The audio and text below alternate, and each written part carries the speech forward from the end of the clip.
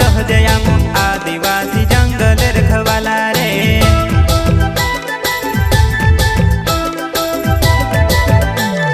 जल जंगल जमीन काज पूजे रे आदिवासी दुनिया ने रखवाला रे। बाप देव खतरी काज पूजे रे आदिवासी सबसे निराला रे।